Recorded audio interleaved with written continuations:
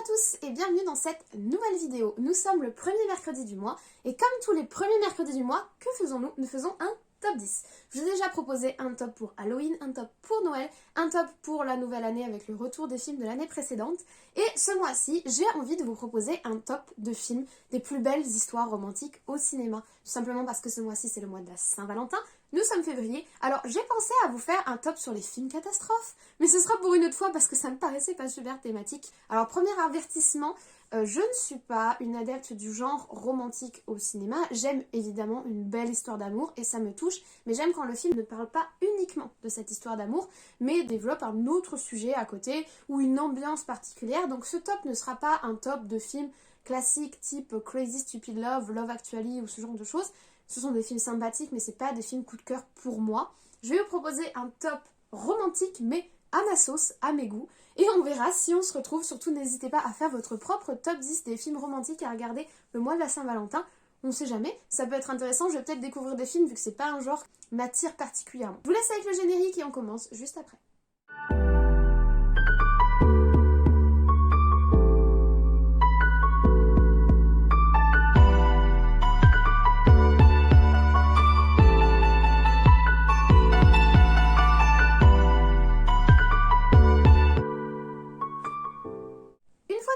Nous allons commencer notre top 10 par un film français. Oui, un film français.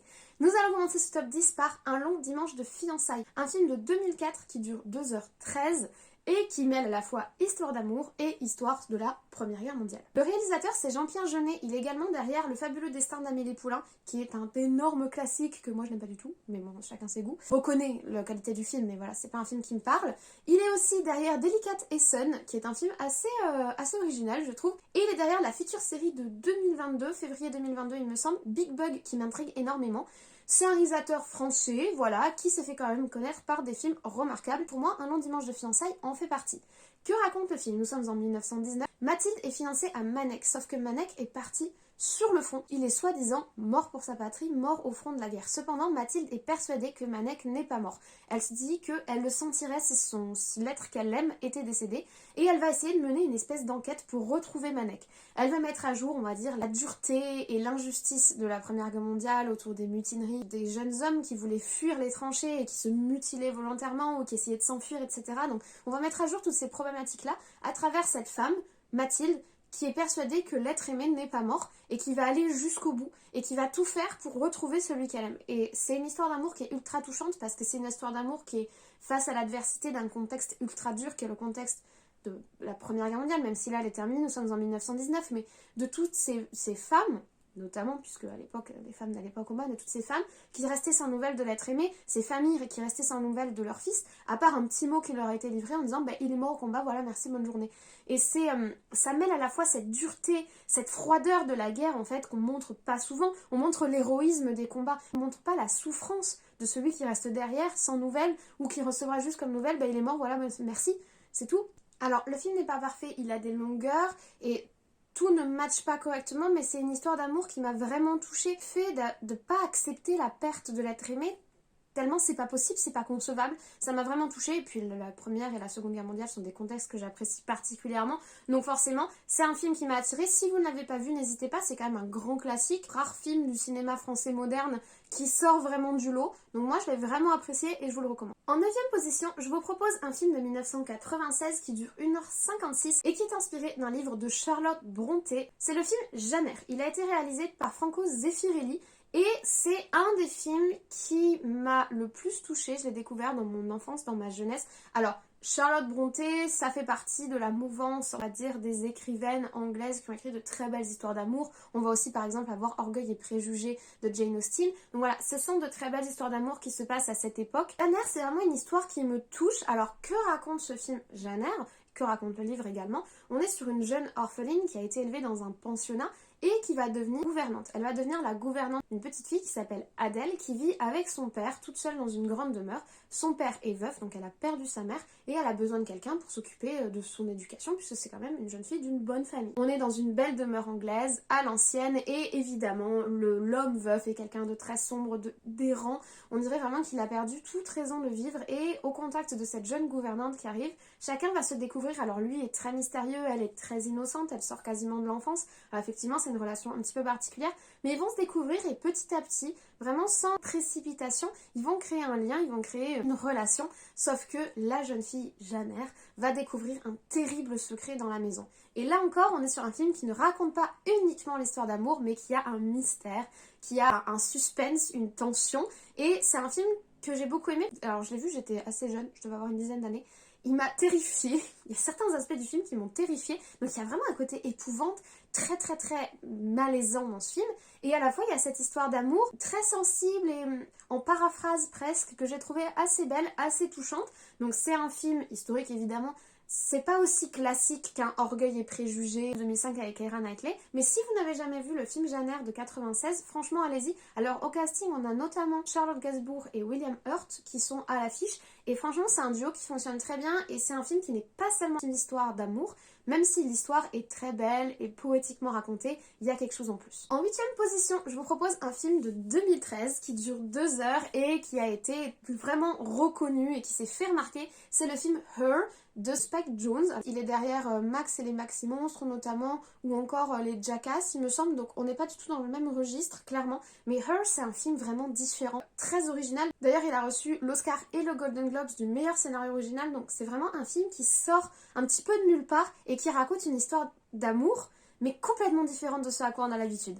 Que nous raconte ce film? Théodore, qui est joué par Joaquin Phoenix, qui est énorme. Joaquin Phoenix, de toute façon, c'est un acteur assez phénoménal. On l'a retrouvé notamment dans le Joker récemment, c'était exceptionnel. Donc, Théodore, qui est joué par Joaquin Phoenix, est un jeune programmeur. Alors, il est apprécié tous, il est drôle, etc. Mais il est très très seul dans sa vie personnelle. Il vit un divorce qu'il a du mal à accepter avec son ex-femme. Et il a une vie d'une grande solitude, notamment renforcée, donc on est dans un futur proche, notamment renforcée par l'apport de technologie qui fait qu'il n'est pas forcément obligé d'être en contact avec qui que ce soit dans son quotidien. Il va installer un nouvel iOS, une espèce d'IA, d'intelligence artificielle, un nouveau programme qui s'adapte à son interlocuteur, donc c'est une sorte de Siri si vous voulez, mais un Siri multifonction, et surtout qui va se créer une personnalité par rapport à la personnalité de son utilisateur. Et cet iOS, il va en tomber amoureux. Il va tomber amoureux de cette voix dans la machine, avec qui il discute, qui lui raconte des blagues, avec qui il échange, etc. Vraiment créer un lien avec cette intelligence artificielle. Une histoire d'amour qui dépasse toutes les conventions de l'histoire d'amour, clairement. Et donc il va chercher à en savoir plus. Donc la voix dans l'iOS, c'est la voix de Scarlett Johansson. Il n'y a pas mieux. Si tu vas tomber amoureux d'une intelligence artificielle, autant qu'elle est la voix de Scarlett Johansson, clairement. Ce film est à la fois, il y a un regard porté sur notre société qui est super intéressant, puis à la fois c'est tellement touchant, Joaquin Phoenix est tellement touchant. La relation qu'il entretient avec Samantha, l'IA, et ce que cette relation veut dire sur lui, sur sa solitude, sur ce qu'il recherche, c'est vraiment super intéressant. Et puis c'est aussi montrer que sans apparence, sans corps physique, on peut tomber amoureux d'une personne, d'une identité, juste de sa voix en fait. C'est une belle histoire d'amour et c'est un film qui est très très différent et très très original, et donc je vous le recommande. En 7ème position, je vous propose un dessin animé qui est un coup de cœur absolu pour moi et qui est pour moi une magnifique histoire d'amour. C'est le dessin animé Wall-E de Pixar qui est sorti en 2008 et qui dure 1h38. Je suis tombée totalement et absolument amoureuse de ce dessin animé parce que c'est d'une poésie et d'une beauté, et l'histoire qui nous est racontée est tellement belle, et à la fois derrière, comme je vous le dis pour tous les autres films, il n'y a pas que l'histoire d'amour, il y a un message, un univers qui est vraiment développé, et ce film est tellement beau et il me touche tellement malgré le fait qu'il n'y ait quasiment aucun dialogue. En tout cas entre nos deux protagonistes, c'est deux petits robots. Donc qu'est-ce que nous raconte Wall-E? Wall-E est un petit robot. Attendez, je l'ai là. Wall-E, c'est lui, c'est un petit robot nettoyeur qui est resté sur Terre après que tous les êtres humains soient partis pour nettoyer la pollution dégueulasse qu'on a laissée sur place.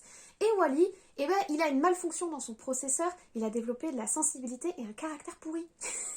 Enfin, il est curieux et il a quand même un certain caractère, il sait s'affirmer. Et notre petit Wall-E, il est tranquille sur sa planète, il a sympathisé avec un petit cafard trop mignon. Et il va voir arriver sur la planète un robot beaucoup plus moderne que lui, Eve, qui vient pour voir si la planète a été nettoyée et si on peut de nouveau y vivre. Et il va tomber totalement sous le charme d'Eve et il va tout faire pour la séduire, quitte à aller se perdre dans l'espace là où il n'est pas censé être, quitte à prendre des risques, tout ça pour lui apporter ce qu'elle cherche, c'est-à-dire une plante de la vie et essayer de la séduire de cette manière. Et c'est tellement beau! C'est tellement mignon, c'est tellement touchant. Je suis désolée, mais j'adore ce film. J'adore ce film, je peux le voir des centaines de milliers de fois sans m'en lasser. Il y a des scènes qui sont magnifiques. La scène où ils dansent tous les deux dans l'espace, qui est relatée par cette pop là, elle est juste sublime. Et le fait de réussir à créer de l'émotion entre deux personnages robotiques, cybernétiques, qui ne sont pas des êtres humains et sans parole, c'est juste du grand art, on va dire. Après, il n'y a pas de mystère. Derrière ce film, il y a Andrew Stanton. Andrew Stanton, c'est le monde de Nemo qui arrive à nous toucher avec des poissons, donc clairement voilà. C'est mille et une pattes, pareil, des insectes. Et il est aussi derrière une partie des épisodes de Stranger Things. Mais clairement, j'adore ce film. Il a reçu l'Oscar et le Golden Globes du meilleur film d'animation. Ça ne m'étonne pas du tout. Et franchement, enfin, je veux dire, c'est la plus belle histoire d'amour qu'on peut écrire entre deux robots. Je sais pas pour vous, mais moi j'adore. En 6e position, on retrouve un grand classique des films d'amour, mais d'un tragique et d'une douleur et d'une tristesse absurde et atroce. C'est The Notebook, ou N'oublie jamais en français, un film qui me tire les larmes, je pleure comme une fontaine, c'est les chutes du Niagara et je l'assume totalement parce que ce film est fait pour ça. Je veux dire, si tu ne pleures pas devant ce film, je te respecte en tant qu'individu, mais je ne comprends pas comment tu fais. C'est un film de 2004 qui dure 2 heures avec notamment Ryan Gosling, aussi Rachel McAdams, et ce film, c'est à te déchirer les entrailles, c'est une histoire magnifique. Ali, elle est atteinte d'Alzheimer, elle ne se souvient plus de son passé et tous les jours un homme nommé Noah, donc un vieil homme nommé Noah, vient la voir et lui lit une histoire, l'histoire de deux amants qui se rencontrent en 1930, qui vont tomber follement amoureux l'un de l'autre, qui vont être séparés un petit peu par la guerre, la vie, le fait que la mère désapprouve et qui se retrouvent quelques années plus tard et qui vont vivre une histoire d'amour merveilleuse. Et le problème, la dureté de ce film, l'horreur de ce film, c'est que l'histoire qu'il lui raconte, c'est leur histoire et qu'elle ne s'en souvient plus. Et c'est horrible et c'est magnifique à la fois, c'est-à-dire que ça me tire les larmes, vous voyez, je sais pas si vous voyez, ça m'attriste, rien que d'y penser. C'est horrible et triste à la fois parce que l'amour qui les unit, il dépasse la maladie et il dépasse le fait qu'elle ne se souvient plus de lui et il continue à venir pour leur raconter leur histoire et c'est juste trop beau, voilà. C'est un film triste mais c'est trop beau. En 5e position, on a un film de 2018 qui dure 2h15, qui est réalisé et joué par la même personne, c'est A Star is Born, qui est un film du réalisateur, tout nouveau réalisateur Bradley Cooper, dans lequel il joue également, et dans lequel il partage l'affiche avec Lady Gaga qui est exceptionnelle. J'en ai parlé dans House of Gucci avec vous, mais Lady Gaga, je trouve que c'est une artiste très très complète pour le coup, et je vous ai déjà parlé du fait que pour moi, on essaye des fois de mettre à l'affiche des personnes pour leur nom parce qu'ils sont connus en tant que chanteurs ou autre chose, ou mannequins, mais ça matche pas et avec Lady Gaga ça marche, elle crève l'écran, elle est exceptionnelle à l'écran, je trouve, juste d'être une grande artiste et une grande musicienne. Et là elle partage l'affiche avec Bradley Cooper pour une histoire qui est extrêmement touchante. On est dans le monde de la musique, Bradley Cooper incarne une star de la musique qui est un petit peu en déclin et il va rencontrer au détour de la vie et du destin une jeune femme qui est jouée par Lady Gaga, qui a un talent inné pour la musique, qui n'a pas encore été découverte. Il va la propulser sur le devant de la scène, ils vont vivre une histoire d'amour très fusionnelle, très déchirante, sauf que Bradley Cooper, il est hanté par ses fantômes, il est hanté par ce déclin de sa carrière, et démons de cet homme vont venir s'imposer dans leur relation, et vont faire que la relation va être teintée d'une espèce de tragique très dure, qui transparaît vraiment à l'écran. Les musiques du film sont absolument magnifiques, la BO est sublime.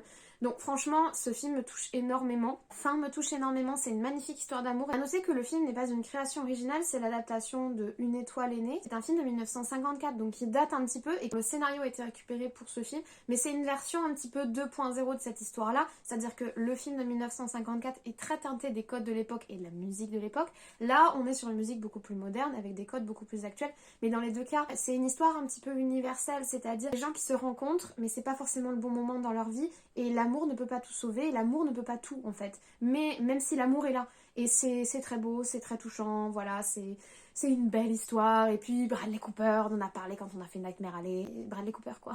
N'hésitez pas, si vous n'avez pas vu, je vous le recommande. En 4e position, on retrouve un film du studio Ghibli, qui est un de mes studios favoris au monde. C'est donc un film d'animation réalisé par notre dieu à tous, oui j'ai beaucoup de dieux dans ma vie, notre dieu à tous, Hayao Miyazaki, qui est derrière tous les plus beaux films d'animation du monde, que ce soit Le Château Ambulant, Nausicaa, Princesse Mononoke, Kiki la petite sorcière, Chihiro, Le vent se lève, Ponyo sur la falaise, enfin voilà, Hayao Miyazaki c'est un dieu vivant. On en a encore pas parlé sur cette chaîne parce que il sort plus grand chose, forcément je peux pas vous parler de mon amour pour Miyazaki, mais c'est un dieu parmi les hommes et heureusement qu'il est là et qu'il nous a apporté des œuvres aussi exceptionnelles. Le Château Ambulant qui est sorti en 2004 qui dure 1h59, c'est pour moi une des plus belles histoires d'amour qui a été écrite au cinéma, c'est juste une histoire magnifique. Cette histoire, elle est adaptée d'un roman qui s'appelle Le Château de Hurle, qui a été écrit par Diana Wynne-Jones et qui a récemment été publié. J'ai beaucoup aimé d'ailleurs découvrir l'œuvre originale vu que j'adore le film. Alors que raconte cette histoire? C'est l'histoire de Sophie, une jeune fille orpheline de 18 ans qui travaille chez un chapelier et qui a une petite vie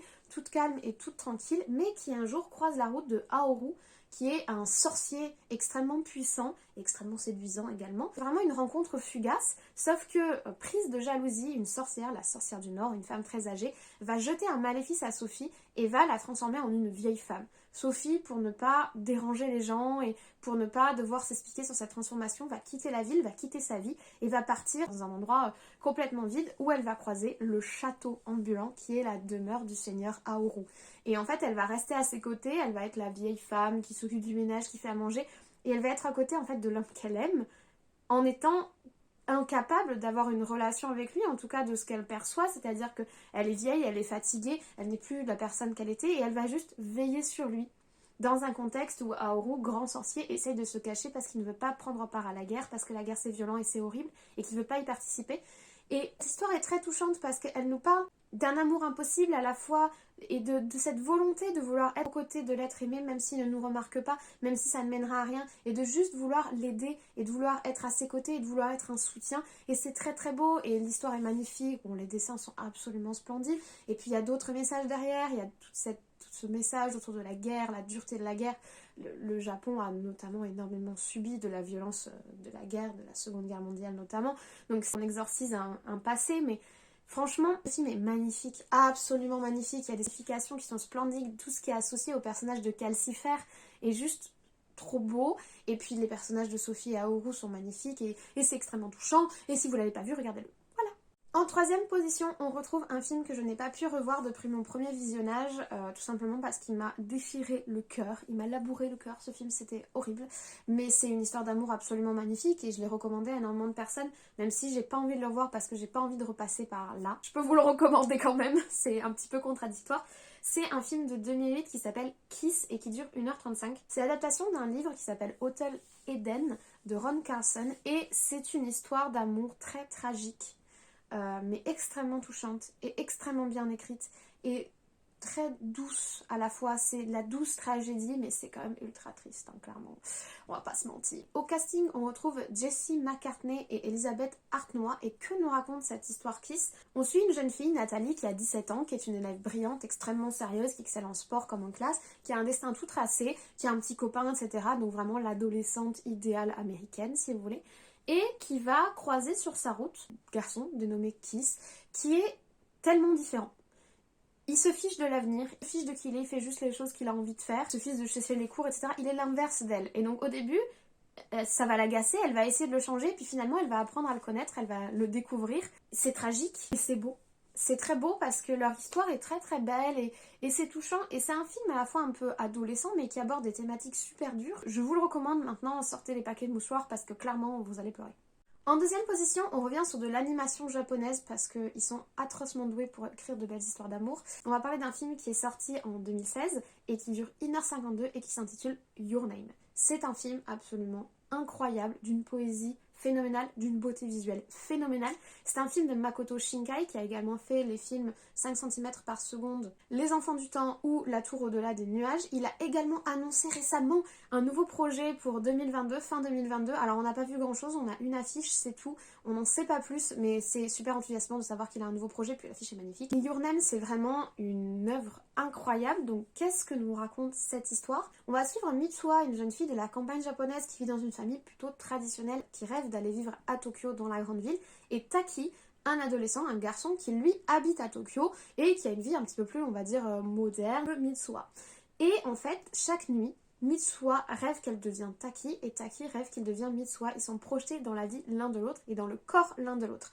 Et c'est une magnifique histoire sur le destin qui est empreinte d'une grande poésie et d'une grande beauté. Alors je sais pas si vous connaissez le mythe japonais du fil du destin. En gros, les âmes destinées à se rencontrer auraient autour du petit doigt un fil rouge qui serait accroché et qui, même s'il est emmêlé, même s'il est distendu, même s'il est très long, les conduira forcément à un moment à se rencontrer. Et en gros, ce film tourne vraiment autour de ça. Il y a aussi une dimension un petit peu métaphysique autour du temps, de l'espace, etc.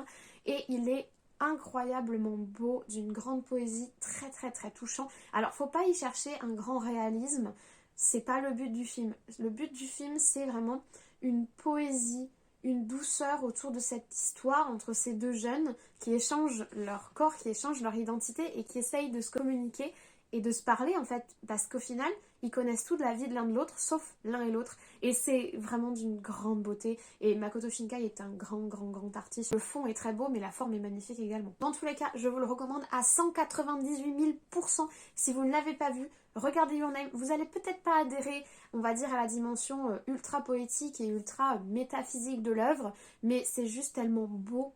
Je suis pas du tout objective pour ce genre de contenu. Je suis pas du tout objective. Et nous arrivons à notre top 1, le numéro 1 des films d'histoire d'amour absolument magnifiques et touchants qui tirent des larmes. Et je ne pouvais pas faire autrement, je suis désolée, c'est extrêmement prévisible, je m'en excuse, mais Titanic.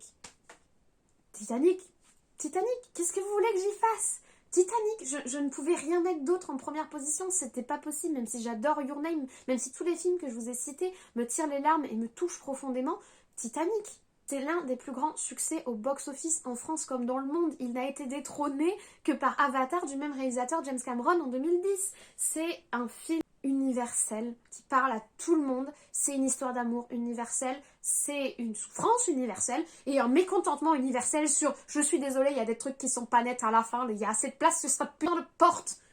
Désolée. Je vis le moment. Titanic, c'est un film de 97 qui est très long, il dure 3 heures, mais c'est un film absolument magnifique qui relate le naufrage du bateau le Titanic qui a vraiment existé, et un naufrage qui s'est réellement passé en 1912 et qui a été extrêmement tragique, que ce soit sur le nombre de morts, que ce soit sur comment s'est déroulé le sauvetage des gens, etc., comment les gens sont morts. C'est vraiment un moment de l'histoire qui a marqué l'inconscient collectif parce que c'est une histoire très très tragique. Il y a eu d'autres naufrages, mais celui-là, il est vraiment exceptionnel. À cette histoire réelle, James Cameron, dans son film, a rattaché l'histoire d'amour incroyable de Kate Winslet et notre jeune et beau Leonardo DiCaprio qui vont se rencontrer sur ce bateau avant ce terrible événement. Et surtout, ce que je trouve hyper intéressant, c'est que le film sort en 97 et effectivement, en 80, début 90, c'est les années où l'épave du Titanic va en partie être redécouverte grâce au progrès scientifique, et ça va être un grand moment pour la communauté scientifique comme pour le monde, on va dire. Et le fait qu'il greffe en 97, à cette redécouverte de l'épave, cette histoire avec des choses qui sont incroyables, je veux dire, on passe de l'image de l'épave à ce à quoi ressemblait vraiment le bateau, c'est juste magnifique. Il y a des scènes qui sont incroyables quand ils dansent dans les quartiers, et puis tous les moments où le bateau coule et les musiciens, et moi je pleure, même si à la fin je suis énervée parce que je suis désolée, il y a des trucs qui sont pas nets. On aurait pu faire quelque chose, mais on l'a pas fait. Mais parce qu'il faut que ce soit triste. Mais c'est une histoire d'amour incroyable, c'est une histoire d'amour internationale et universelle qui dépasse les frontières et le temps. Donc je suis forcément obligée de mettre Titanic en première position. Et je suppose que vous l'avez déjà vu. Si vous l'avez jamais vu, mais qu'est-ce que vous attendez? Vous l'avez déjà vu, je sais pas si vous êtes d'accord avec moi, mais moi je trouve que c'est un film qui se revoit sans fin. Bon, faut avoir 3 heures devant soi, mais bon, c'est intemporel, voilà. Donc voilà, c'était mon top 10 des plus belles histoires d'amour au cinéma selon moi. Alors évidemment, nous n'aurons pas les mêmes, l'amour ne touche pas tout le monde de la même façon. Et comme je vous l'ai dit, j'ai pas forcément axé mon top sur des films du genre romantique, en tout cas en première lecture, parce que c'est pas forcément un genre qui me parle. Évidemment, il y a des films qui sont passés à la trappe dans ce top, donc nous allons faire le moment hommage pour tous les films qui n'ont pas pu figurer dans ce top 10. Il y a tout d'abord Amour, un film très très triste sur l'amour entre deux personnes âgées atteintes de maladies qui m'a vraiment tiré les larmes et qui est très touchant. Il y a également La leçon de piano qui est un film à la fois sur une très belle histoire d'amour et sur la souffrance d'une femme, et puis c'est surtout la BO qui est juste absolument incroyable. En film d'animation, il y a Réponse de Disney dont je trouve l'histoire d'amour vraiment très sympathique et plutôt moderne, et il y a également Les Noces funèbres de Tim Burton que j'adore et qui est resté très longtemps dans le top jusqu'à ce qu'il finisse par se faire éjecter. Mais voilà, c'est aussi une très belle histoire d'amour en plus d'être dans le style Tim Burton, c'est-à-dire un petit peu gothique, fantastique, mais on adore. En film français, il y a Mon Inconnu qui m'avait pas mal touchée, que j'avais trouvé sympathique, mais pas au point de le mettre dans le top. Il y a également un film qui est très connu qui s'intitule Nos étoiles contraires. Bon, personnellement, pour des raisons plus perso, c'est un film que j'ai du mal à accrocher parce que il me touche peut-être d'un peu trop près, on va dire, mais c'est quand même un très bon film et le livre derrière est également un très bon livre. Et je finirai également avec le film coréen Mademoiselle qui est un très très beau film. Si vous n'avez pas vu, je vous le recommande autant dans l'image que dans l'histoire qui est contée. Donc voilà, c'était hommage à ceux qui ont été éjectés du top 10. J'espère que vous avez apprécié cette vidéo, j'espère que vous avez passé un bon moment. N'hésitez pas, comme je vous l'ai dit, à me laisser en commentaire votre propre top des plus belles histoires d'amour au cinéma. Il y en a beaucoup que j'ai dû éjecter et je sais qu'il y a des grands classiques qui moi ne me parlent pas, donc surtout n'hésitez pas. Et puis si jamais je découvre des films, ce sera avec grand plaisir. Dans tous les cas, cette vidéo est déjà beaucoup trop longue, donc je vous souhaite une très bonne journée, une très bonne semaine, de très bons visionnages comme d'habitude et on se retrouve très très vite. Assistant Sirius 1er vous souhaite à tous un très bon mois de février.